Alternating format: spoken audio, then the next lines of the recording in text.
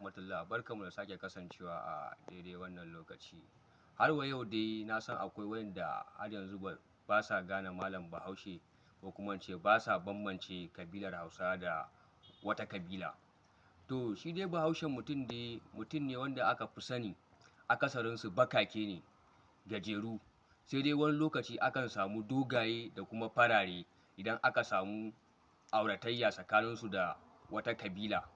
Misali kamar kabilar Fulani, saboda su akasarinsu yawancinsu farare sun fi yawa. To idan aka samu auratayya tsakanin kabilar Fulani da kabilar Hausa, akan samu ɗaiɗaiku Hausawa farare. Bahaushen mutum ne mai riƙo da al'adunsa na gargajiya.